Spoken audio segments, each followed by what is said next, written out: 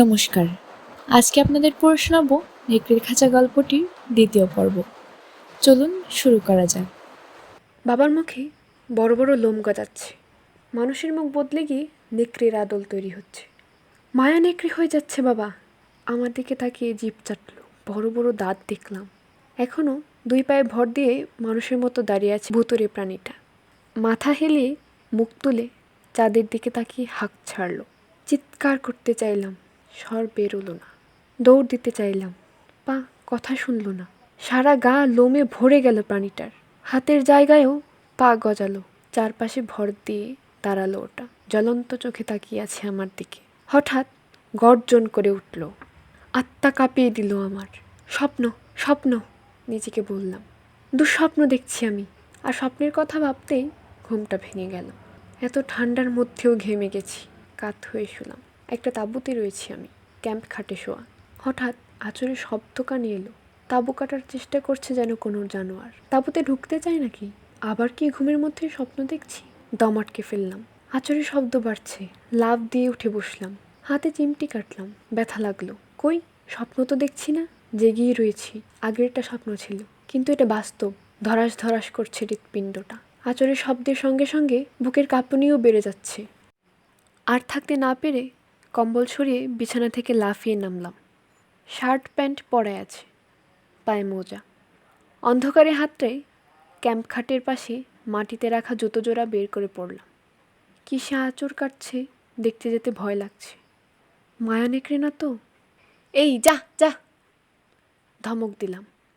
যা পালা, আমাকে একটু ঘুমোতে দে। কিন্তু গেল না ওটা। হাঁটু কাঁপছে আমার। শান্ত হও রবিন, নিজেকে বোঝালাম। কিসে কাটছে দেখো আগে। মায়া নেকড়ে নাও হতে পারে, হয়তো অন্য কিছু। বনে তো জন্তু জানোয়ারের অভাব নেই। ঘেমে গেছে হাতের তালু। শার্টে ডলে মুছলাম। ভারী দম নিলাম। উঠে দাঁড়ালাম। আমি দাঁড়াতেই আঁচড়ের শব্দ থেমে গেল। চলে গেল নাকি ওটা? দরজার দিকে এগোলাম। পর্দা ফাঁক করে বাইরে উঁকি দিলাম। আঁচড়ের শব্দটা যেখানে হচ্ছিল সেদিকে তাকিয়ে কিছুই দেখলাম না। ঘন গাছপালায় ছাওয়া বন। অন্ধকার আকাশের পটভূমিতে লম্বা গাছগুলোকে কালো দেখাচ্ছে। 3 দিন আগে এই বনে এসেছি বাবার সঙ্গে। আর প্রতি রাতেই মায়া নেকড়ের ভয়ানক দুঃস্বপ্ন তাড়া করে ফিরেছে আমাকে। সত্যিই কি মায়া নেকড়ে আছে এই বনে? তাঁবুর পর্দা আরেকটু ফাঁক করলাম। মাথা আরেকটু বের করলাম বাইরে। চারপাশে তাকালাম। এবারও কোনো প্রাণী চোখে পড়ল না। নিশ্চয়ই আমার ওঠার শব্দ শুনে চলে গেছে। ছোট্ট এক টুকরো খোলা জায়গায় তাঁবু ফেলেছে বাবা। সন্ধ্যাবেলা তাঁবুর সামনে অগ্নিকুণ্ড জ্বেলেছিল। ছায়ের নিচে ধিকি ধিকি আগুন রয়ে গেছে বোধহয় এখনো। সাদা ধোয়ার ফিতে সাপের মতো এঁকে বেঁকে উঠে যাচ্ছে। বাবার তাঁবুটার দিকে তাকালাম। কোনো শব্দ নেই ভিতরে। আঁচড়ের শব্দও সেই যে থেমেছে, আর হচ্ছে না। বাইরে পা রাখলাম।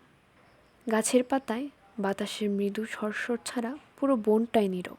কনকনে ঠান্ডায় কেঁপে উঠলাম। মুখ তুলে তাকালাম চাঁদের দিকে।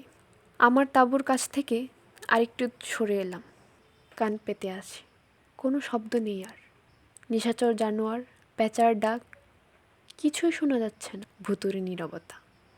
আবার লাফানো শুরু করলো হৃৎপিণ্ডটা। বাবা বলেছে এই অভিযানে আসার 2টো কারণ। 1, একটা মায়া নেকড়ে ধরা। আর 2, মায়া নেকড়ে সম্পর্কে আমার ভয় দূর করা। বাবা মনে করে ছেলেদের এত ভীতু হওয়া উচিত নয়। যাই হোক, বাবার একটা উদ্দেশ্যও সফল হয়নি। মায়া নেকড়েও ধরতে পারিনি, আর আমার ভয়ও দূর হয়নি। বরং এখন এই বন থেকে পালাতে পারলে বাঁচি। আবার তাকালাম চাঁদের দিকে। বাবা আমাকে সাবধান করে দিয়ে বলেছে একা একা রাতে কখনো বাইরে বেরোবে না। এই বনে মায়া নেকড়ে আছেই। তাছাড়া এখন শুক্লপক্ষ। চাঁদের আলোয় মায়া নেকড়েরা শিকার ধরতে বেরোবেই। হ্যাঁ, যা বলছিলাম। আবার লাফানো শুরু করছে হৃৎপিণ্ডটা। আমার বুকের খাঁচায় যেন হাতুড়ি পেটানোর শব্দ করছে। নিজের তাঁবুতে যেতে ভয় লাগছে। একা একা আর ঘুমোতে পারবো না। বাবার তাঁবুতে থাকবো ঠিক করলাম। তবে ভয় পেয়েছি এই কথা বলা যাবে না। বলতে হবে আমার পেটে ব্যথা। বাবার তাঁবুর কাছে এসে আস্তে পর্দা সরিয়ে ভিতরে উকি দিলাম। বাবা, বাবা। জবাব নেই। তাঁবুতে নেই বাবা। পিছনে খসখস শব্দ হলো। চরকির মতো পাক খেয়ে ঘুরে তাকালাম। কান পেতে শুনছি। বনের মাটিতে পড়ে থাকা শুকনো পাতা মারিয়ে এগিয়ে আসছে ভারী পায়ের শব্দ। নিশ্চয়ই বাবা আসছে ভেবে স্বস্তির নিঃশ্বাস ফেললাম। যাক, কাছাকাছিই রয়েছে বাবা। হাঁটতে লাগলাম শব্দ লক্ষ্য করে। ছোট্ট খোলা জায়গাটা থেকে এসে বনে ঢুকলাম। একটা সরু পায়ে চলা রাস্তা দিয়ে হেঁটে চললাম। চাঁদের আলো পথ দেখাচ্ছে আমাকে। বাবাকে ডাকতে গিয়েও ডাকলাম না। কাছাকাছি মায়া নেকড়ে থাকলে আমার ডাক শুনে চলে আসবে। ভাল্লুকও আসতে পারে। শুনেছি মানুষের মাংসেও অরুচি নেই ব্রাডবিয়ার ভাল্লুকের। শব্দ লক্ষ্য করে এগিয়ে চলেছি, কিন্তু বুঝতে পারছি না ঠিক কোনখান থেকে আসছে শব্দটা। একটা দৌরাস্তার মুখে এসে পড়লাম। কোন দিকে যাব এখন? সোজা সামনে যেটা দিয়ে এগোচ্ছি, নাকি পাশেরটা? দ্রুত সিদ্ধান্ত নিতে হবে। ধীরে ধীরে সরে যাচ্ছে পায়ের শব্দ। দূরে চলে যাচ্ছে। মনে হলো পাশের রাস্তাটা ধরেই যাচ্ছে। সেটা ধরে দৌড়ানো শুরু করলাম। ছুটতে ছুটতে ঢুকে পড়লাম বনের আরও গভীরে। গাছপালা অনেক ঘন এখানে। কালো পর্দা তৈরি করে যেন আকাশ আড়াল করে দিয়েছে গাছের মাথা। চাঁদের আলো ঢুকতে দিচ্ছে না। অন্ধকারে পথ না দেখায় হোঁচট খাচ্ছি। গাছের ডাল সরাত সরাত বাড়ি খাচ্ছে নাকে মুখে। আর না ডেকে পারলাম না। চেঁচিয়ে জিজ্ঞেস করলাম, বাবা তুমি কোথায়? সাড়া এলো না। থেমে গিয়ে কান পাতলাম। কোথাও কোনো শব্দ নেই আর এখন। এত নীরব হয়ে গেল বনটা। গায়ে কাটা দিল আমার। মনে হচ্ছে সব অবাস্তব। একটা মস্ত দুঃস্বপ্নের মধ্যে রয়েছি। হঠাৎ মট করে শুকনো কুটোর ভাঙার শব্দ হলো। নিশ্চয়ই বাবা। শব্দ লক্ষ্য করে দৌড় দিলাম। মোড় নিয়ে এঁকে বেঁকে চলে গেছে রাস্তাটা। গাছে বড় বড় ডাল এসে পড়েছে রাস্তার উপরে, অনেক নিচুতে। সেগুলো পার হতে গিয়ে বারবার মাথা নিচু করতে হচ্ছে আমাকে। গাছের পাতা থেকে কুয়াশা পানি হয়ে টুপটাপ ছড়ে পড়েছে মাথায়। দম নিতে থামলাম আবার। না, বাবাকে আর খুঁজে পাবো না। এত অন্ধকার, কিছুই দেখা যায় না। কোথায় চলেছি তাও জানি না। বাবা, বাবা, কোথায় তুমি? মায়া নেকড়ের কানে যাবার ঝুঁকি নিয়েও চিৎকার করে ডাকলাম। আরেকটা ডাল ভাঙার শব্দ হলো আমার মাথার উপর। বরফের মতো জমে গেলাম। মৃদু গর্জন কানে এলো। তারপর আবার আরেকটা ডাল ভাঙার শব্দ। ওপর দিকে তাকালাম। এক জোড়া জ্বলন্ত চোখের দিকে চোখ পড়ল আমার। কি ওটা? জানোয়ার নাকি অন্য কিছু? ভালো মতো দেখার সময় পেলাম না। গাছ থেকে লাফিয়ে নামলো ওটা। সরে দাঁড়াতে গিয়ে টলে উঠলাম। চিৎকার করতে মুখ খুললাম। স্বর বেরোলো না। অর্ধেক মায়া নেকড়ে, অর্ধেক মানুষে রূপান্তরিত হওয়া একটা প্রাণী 4 পায়ে ভর দিয়ে দাঁড়িয়ে আছে। গা ভর্তি লোমগুলো চাঁদের আলোয় চকচক করছে। আমার দিকে তাকিয়ে চাপা গড়গড় করতে লাগলো। মুখ দিয়ে লালা গড়াচ্ছে। আতঙ্কে নিঃশ্বাস ভারী হয়ে এলো আমার। এক পা পিছিয়ে গেলাম। প্রাণীটার মুখ মায়া নেকড়ের মতো, দেহটা মানুষের। জ্বলন্ত দৃষ্টিতে তাকিয়ে আছে আমার দিকে। বড় বড় দাঁত। আতঙ্কিত হয়ে ঘুরে দৌড় দিতে যাব, ভয়ঙ্কর এক গর্জন করে আমার ওপর লাফিয়ে পড়লো ওটা। কাঁধে তীক্ষ্ণ ব্যথা লাগাতে যন্ত্রণায় চিৎকার করে উঠলাম। আমার কাঁধে দাঁত বসিয়ে দিয়েছে ওটা। মাথা চক্কর দিচ্ছে আমার। কিছু দেখতে পাচ্ছি না। চোখের সামনে আধার হয়ে আসছে সব কিছু। মনে হলো অন্ধকারের নিচে পড়ে যাচ্ছি। পড়ছি, পড়ছি। গরম নিঃশ্বাস ঘাড়ে লাগাতে ভুতুরে প্রাণীটা ফিরে এসেছে ভেবে চেঁচিয়ে উঠলাম, আই যা, ভাগ ভাগ, বাবা বাঁচাও। আমার কাঁধে একটা হাত পড়ল। না না, হাত না, থাবা। নিশ্চয়ই মায়া নেকড়ির থাবা। বাঁচাও, বাঁচাও বলে চেঁচিয়ে উঠলাম আবার। রবিন, কি হয়েছে? স্বপ্ন দেখছিলে? ওঠো ওঠো। খুলে গেল আমার চোখের পাতা। আমার ক্যাম্প খাটের কিনারে বসে আছে বাবা। আমার মুখের উপর ঝুঁকে রয়েছে। একটা হাত আমার কাঁধে। রবিন, কি হয়েছে তোমার? বাবার চোখ উদ্বেগে ভরা। উঠে বসলাম। ক্যাম্প খাটে শুয়েছি। আশ্চর্য, তাঁবুতে এলাম কিভাবে? কিছুই মনে করতে পারলাম না। তবে কি বেরোয়নি? কিন্তু স্পষ্ট মনে আছে, আঁচড়ের শব্দ পেয়ে আমি তাঁবু থেকে বেরিয়ে গিয়েছিলাম। পায়ের শব্দ শুনে বনের ভিতর দিয়ে গিয়েছি। মায়া নেকড়ে দেখেছি, আমার কাঁধে কামড় দিয়েছে। ঘটনাটা যে বাস্তব ছিল, কাঁধের দপদপে ব্যথাই সেটা বুঝিয়ে দিল। না, ওটা দুঃস্বপ্ন ছিল না, সত্যি সত্যি মায়া নেকড়ের খপ্পরে পড়েছিলাম। তাঁবুতে ফিরলাম কি করে? বাবাকে জিজ্ঞেস করলাম। আমি তুলে এনেছি, বাবা বলল। জানোয়ারটাকে তোমার গায়ের ওপর চেপে থাকতে দেখলাম, তাড়িয়ে দিয়েছি। বাবার মুখ উত্তেজনায় লাল। সত্যিই চলে গেছে? তুমি শিওর? জোরে নিঃশ্বাস ফেলে বালিশে হেলান দিলাম। হ্যাঁ, সত্যিই চলে গেছে। আজকের রাতটা কোনো মতে পার করতে পারলেই আর দুশ্চিন্তার কিছু নেই। দুশ্চিন্তার কিছু নেই মানে? শুক্লপক্ষ শেষ হতে তো এখনও অনেক দেরি। পূর্ণিমা হবে, মানুষটা আর মায়া নেকড়েতে রূপান্তরিত হবে না, তাই না? হ্যাঁ। তাহলে আসবে না কেন? অনেকখানি এগিয়েছি।